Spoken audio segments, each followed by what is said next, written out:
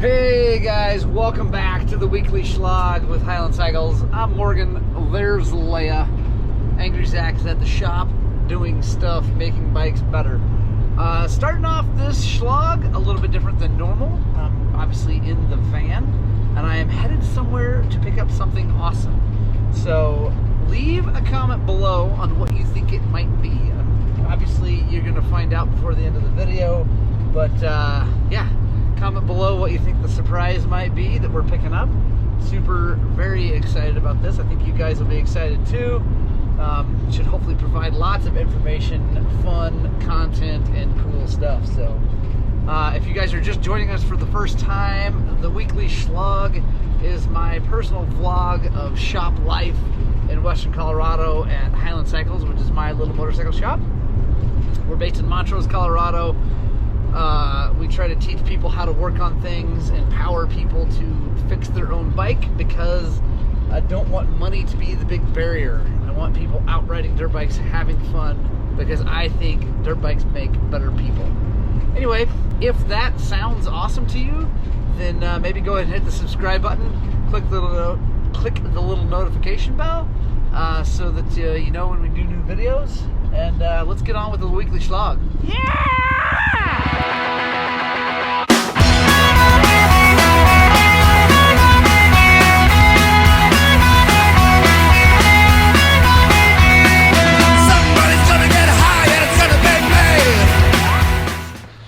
We are here to pick up the awesome surprise. Don't know if you figured it out yet, but you will soon. What's happening? We are here at our local dealer, Davis Service Center, and Lincoln Davis, the owner of Davis Service Center, has been super kind enough to prep and give me a smoking deal on that right there. That is the 2021 125XC, and I am very excited about building this bike. It is the last of the carbureted electric start two-strokes out there. Who knows how long they're going to be making this thing. It just came back into the line this year. Really excited. I got to go pay for this thing and get it back to the shop. Even Zach doesn't know this is coming, so. All right, guys, we're back at the shop. And I think that thing looks real good sitting here in the shop. I'm so excited. Oh, man. Stay tuned. I'm going to do a separate video introducing that motorcycle, talking all about the way it is right now, kind of what our plans are, things like that. But just know that there's going to be a ton of content coming from that bike. Again, it's a 125XC 2021. It's the first year back for KTM to have a 125 actually off-road race bike, and I'm really excited about that. It's carbureted. It's got a Kickstarter still. It also has electric start.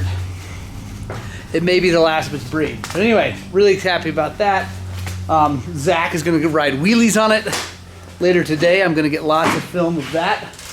I've already got a few extra rear fenders just in case. Oh, by the way, Mr. Sheets, actually, this is a good one. So, this gentleman brought this bike in.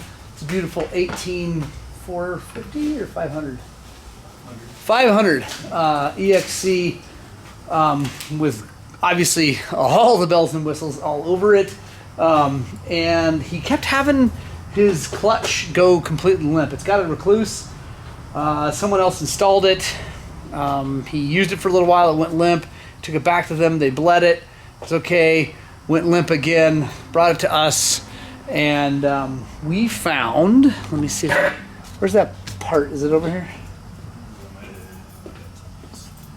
Oh, Zach Sheets, throwing things away. But a quick go. Anyway, I took the cap off the master cylinder, and it was empty. And so it wasn't like it developed an air bubble. There's just no fluid. Really, the only thing that can mean is that it's going through the line into the slave cylinder and then through the slave cylinder seals and into the motor. Sure enough, took that thing apart. I'll show you on a picture what we dealt with. That guy right there has 2 seals on it. One of the seals was like all grown and big and gnarly and ugh. So we got a new slave cylinder kit from Recluse. Replaced that thing, bled it, it's all good. He just got done to do a valve adjustment or check. And then this gentleman's gonna take this thing to somewhere awesome. I forget where he's going. I think Utah somewhere. Anyway, so that's cool. Something to know if you lose pressure on your slave cylinder on your KTM or whatever bike has hydraulic clutch and you can't figure out why, take a look at the slave cylinder. They do that. I know they used to have a problem with if you got motor oil on that seal, it would cause it to do weird thing because it didn't like anything but brake fluid. But yeah, anyway, now it is time to install the stator on this 98 YZ250 that we diagnosed last week with having, week before actually, with the bad spark. So anyway, we got a brand new stator for it. Grab that thing, put it in. I'll show you how we do that, and then we'll fire it up, and hopefully everything's all good. I don't know. All right, guys, check it out.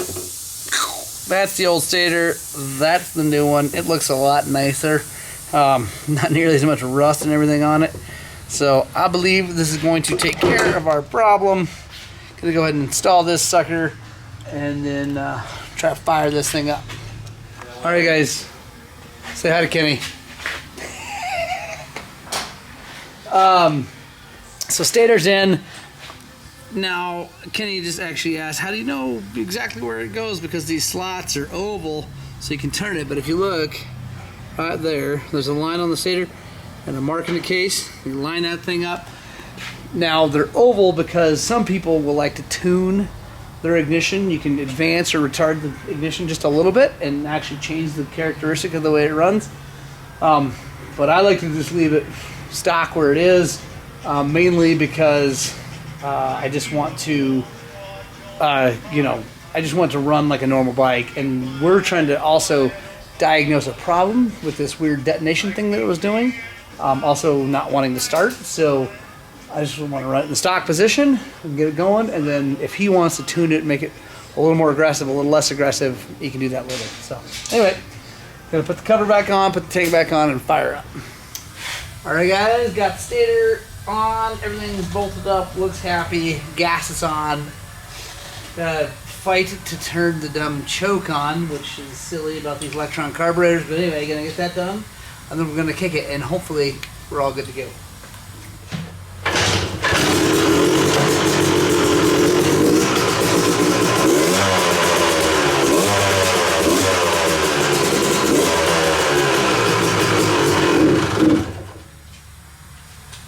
What is that all about?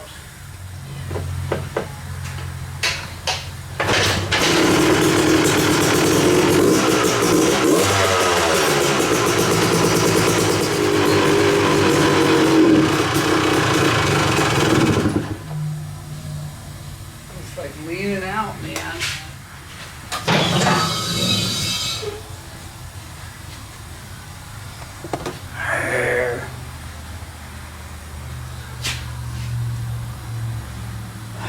I don't know yet. So everything seems good, but it's like it leans out, and I don't know what that's all about. So I think what I'm gonna do is take the top of the carburetor off, reaching up the metering rod, and try it again. All right, guys, so after fiddling with this thing a little longer, I ended up going another full turn. So it is now 2 full turns on the metering rod on the electron carburetor in or richer, and check this out. No choke.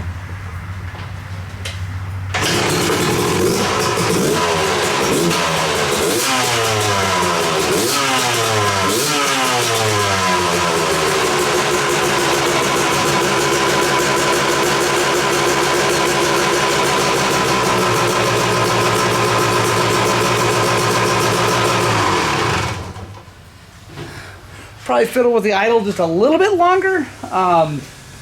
And I might mess with the metering rod a little bit more, but there we go. So this is a public service announcement that if you're going to put Electron on a bike and you're going to fiddle with it, remember what you've done. Because these guys told me they had done this and that and all this stuff, and yeah, I don't know if they really knew what they were doing, if they thought they were going richer when they're actually going leaner. I have no clue, but now it runs a lot better. So with the new Stator, the spark is nice and bright, so that's good. And now the carb is tuned. We should be good to go. On to the next thing. Hey guys, how's it going? So sorry about the fuzzy video there on that other section, but I have something to show you. So we have this beautiful 1190 KTM on the lift. Customer brought it in, needed a rear tire. He brought me a rear tire. I said, awesome. And I brought the wheel over here. Took the wheel, took the old tire off. There it is.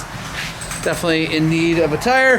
Got that off and got his tire, and it is the wrong size. So fortunately for him, I have the right size tire. We're gonna get that put on there.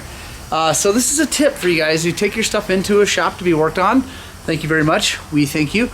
If you're gonna bring your own parts, which I don't really have a big problem with. Some people get fired up about that. It doesn't bother me that much that people want to save some money, especially on tires.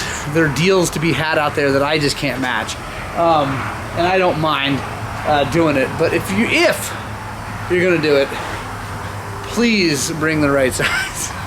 Check the size tire, check the size wheel, all that stuff, please, before you do it. So anyway, Zach's finishing up Husky FC 450. It's all off-roaded out for a guy, and then actually, I think today, during the Shlog, I'm going to show you how I'm going to rejet the 125 because, yeah, I want to get that done so I can ride it this weekend. I'm not really going to do anything else to it. I'm going to leave it really stock to do a nice long review. Like I've said before, though, make sure you subscribe because we're going to be doing a whole bunch of in-depth videos on that 125 XC. It's going to be awesome. And then we have, let me show you something else that we're working on here pretty soon. My buddy's CJ's snow bike. It's a 450 XCF, and like another 450 XCF we had in quite a few Schlogs ago, it won't shift. And I think I know why.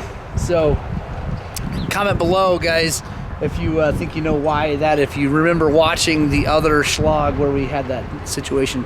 But I'm pretty sure I know what's going on. I just got to order some parts, some gaskets, so we can take it apart and put it back together for you. Anyway, back to it. Alright guys, I just got done shooting the introduction to our little pea shooter here for the separate build series that we're doing. And that's going to be awesome, by the way. But I want to start a naming contest right here on the Shlog. I want you guys to help me name this lovely little machine. All my bikes are named after women, so this is no different. It must be a woman's name. I lean towards things that kind of fit it.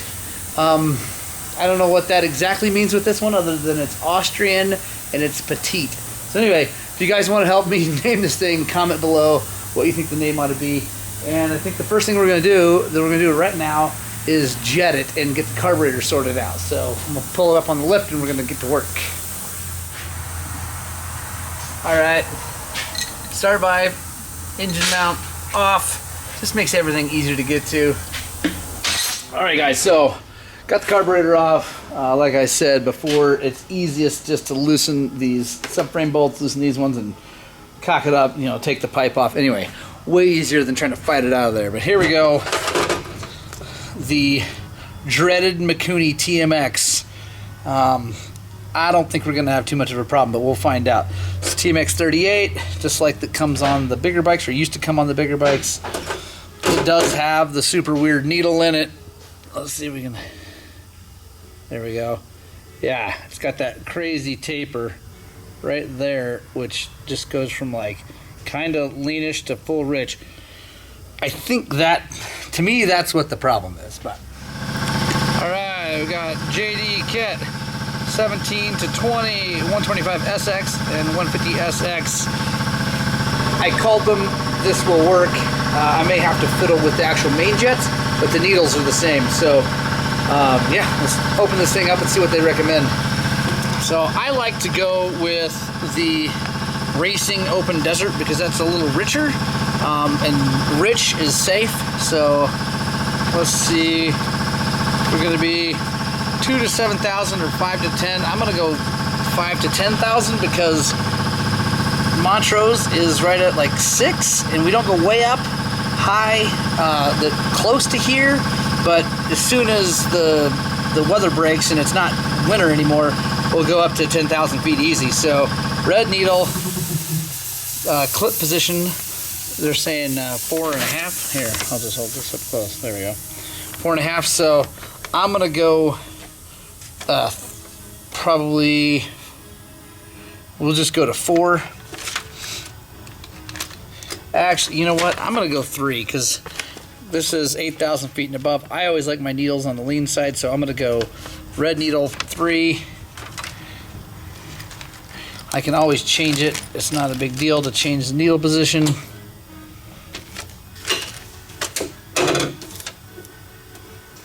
Comes with a new clip, but I'm just gonna do this. So when you're looking at needle positions, it's always, when they give you a number, it's from the top down. So we're gonna go 3 down. So that on this needle, number 3 position is in the middle. What came stock is a 470 and a 32.5. Let me make sure. Yeah. So 470, 32.5 is stock. If we're gonna go with the leanest version, they are calling for a 440 for the highest elevation. I'm gonna put a 450 because that's what they recommend for 5 to 10, and also it's winter and cold, so we're gonna run a little bit richer than I normally. I'm sure that in the summer I'll drop down to the 440. They recommend a 32.5, so we'll put that in. I think that's what came out of it. Let me see. Yeah, that's what came out, but whatever. So 32.5. Put that in. All right, guys. So got the carburetor back. By the way, say hi to Gary. Hey, how's it going, guys? There's G-Love right there. So got the carburetor back on, and I just want to show you guys something real fast. What I do here is I take these lines. So there's the lines going down to go through the holders. Those are vents. Then I take these other vent lines and I run them up here and up underneath the tank. Now they're too long. I'm going to cut them off because that's too long. What that does is it allows for, if you go through a deep river crossing or something like that, if those are all down, the water comes up on there, blocks those vent lines, and then they can't vent, which means the gas can't come into the carburetor from the tank. And you'll start for gas, stall, and tip over in the river. Also, mud and stuff can get gummed up in there and stuff, so I run them up under, 2 of them up under the tank. We'll cut those off. We'll be good to go. All right, I'm gonna button this thing back up and let's go take it for a ride.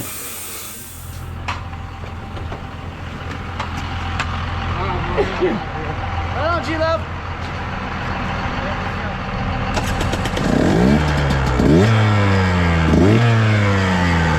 So, I'm gonna warm it up really good because I haven't even, this is the first real time I've started it.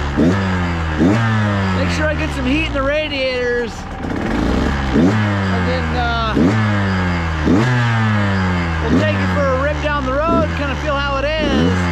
And then I'll come back, maybe tune that air screw a little bit.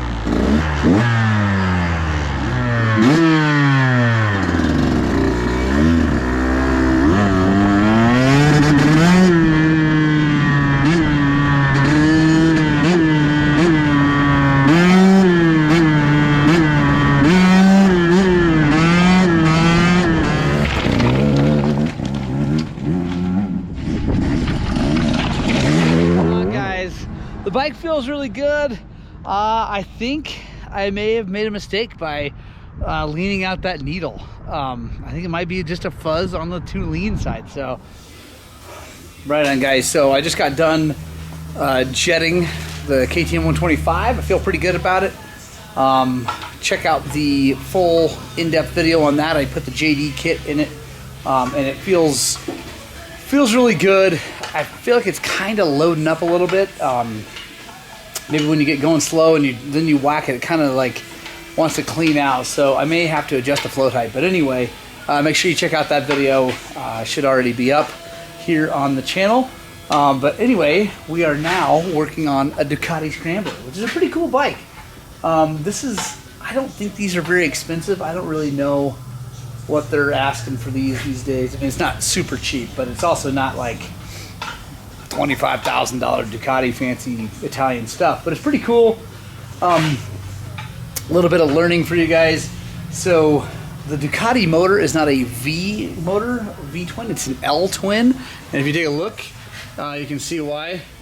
The angle of the cylinders is more of an L, and you can't really go by this cover.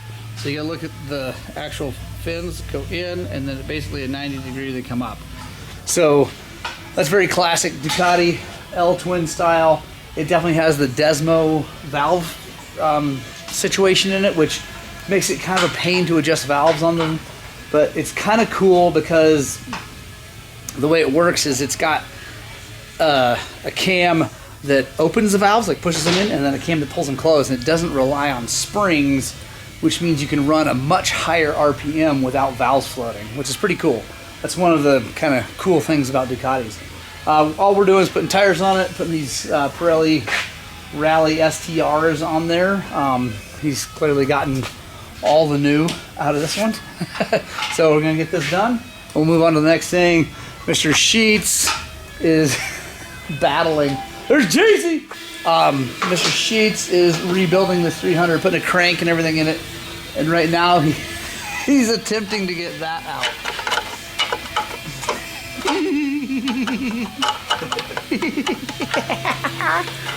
We're replacing it with this thing. It's supposed to be better. The customer brought us that, but the best part about what's happening right now is that he's fighting that, and it's awesome. So yeah, rad. There's our buddy Jeezy. What up? And Gracie. So yeah, I'm gonna let Zach do that, and we're gonna get on to the next job.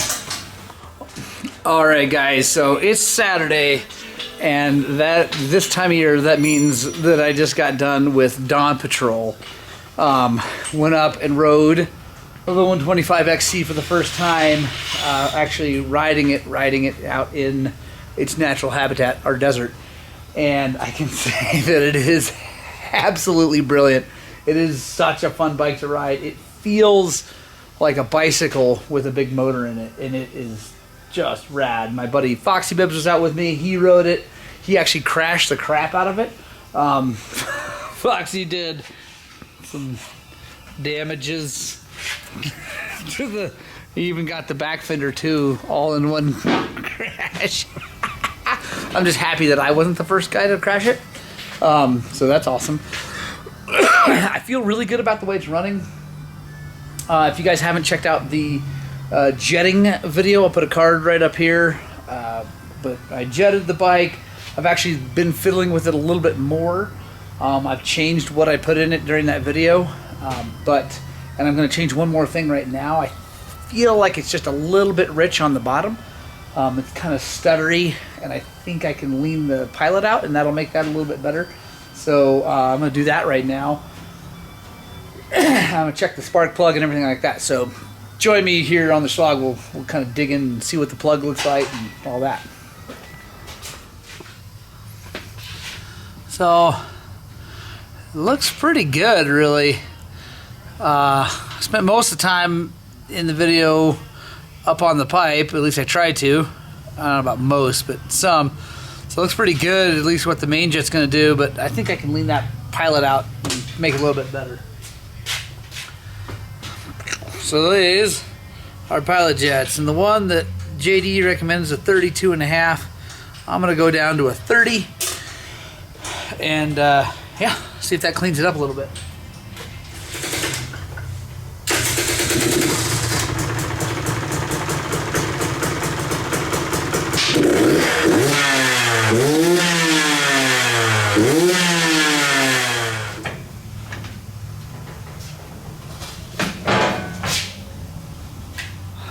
right on, guys. The 125 is running better with that 30 Pilot in there. I took it out for a spin.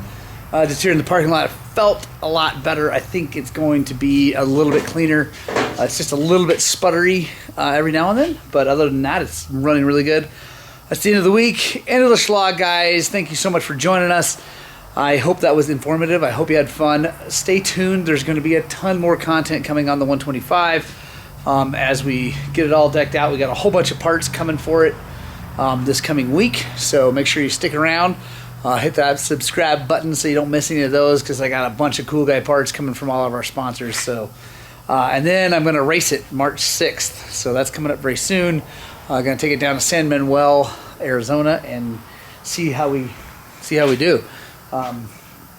Mr. Sheets got the top end off of this WR 250. Probably not a lot of you guys have seen a two-stroke WR.